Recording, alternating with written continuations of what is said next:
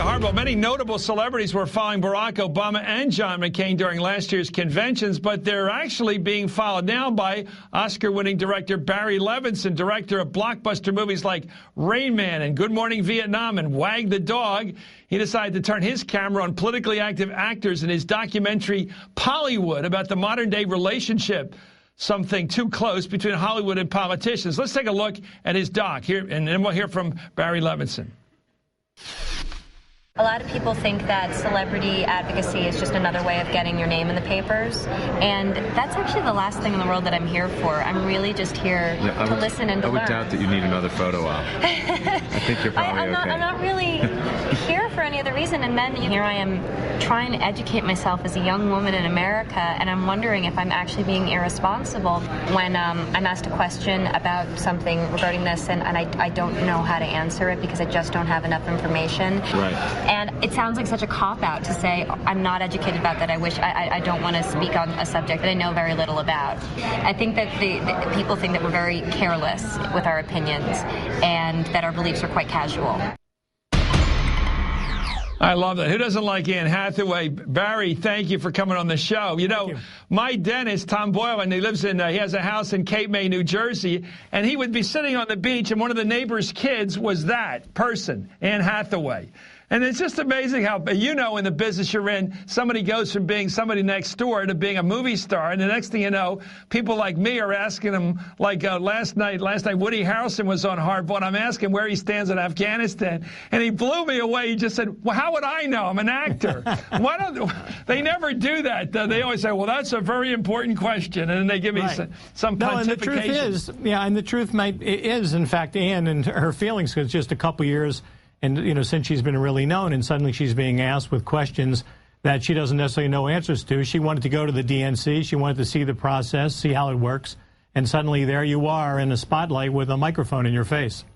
Well, what do you make of it? It always seemed to me that the smart thing for a celebrity, if they wanted to influence public opinion, was don't go on TV shows, go home to the town where they came from, almost in a biblical sense, go to the local charities, whatever, hang out with some people, and then get quoted in the paper. Hometown girl comes home and gets quoted, and that might influence some people. Well, but they're not really there to influence. I mean, see, that's I think the misconception. Okay. In the case of, say, you know, Anne Hathaway and the other actors, they were really there just to see, you know, the process. Some have been to a couple conventions, many of them hadn't been, and they just want to take it all in. They're really not there to answer questions or to be part of the whole circus. They're just kind of, as responsible citizens, see how it works, what's our process, and be involved in that regard, as opposed to give opinions on subjects. You mean they're just using it as a seminar?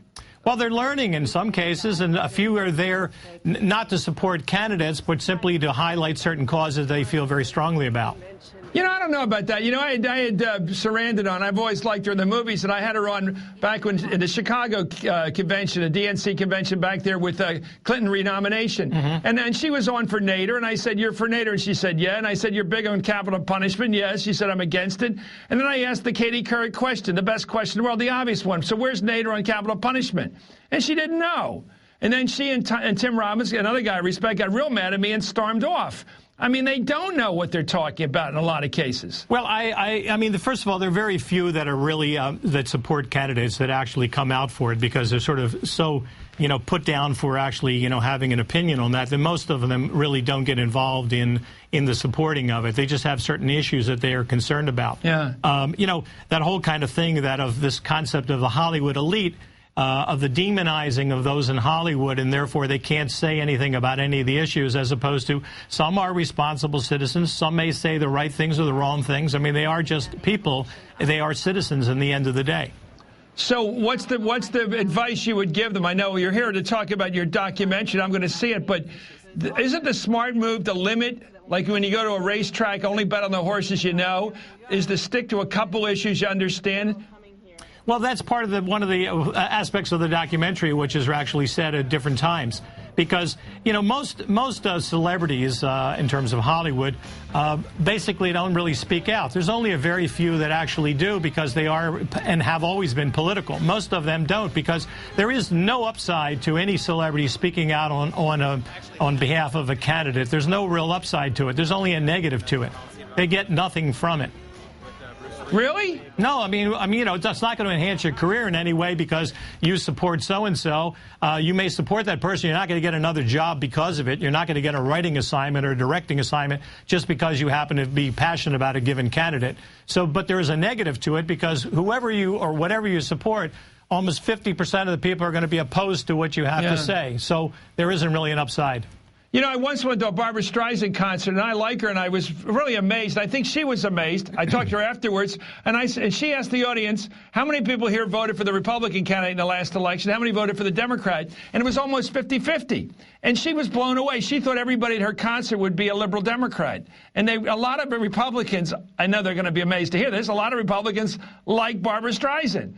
Well, because they like her singing. It shouldn't be surprising. I mean, there are a lot of, you know, actors and actresses people like, and they may be Republicans or Democrats. I don't think that she may have been surprised.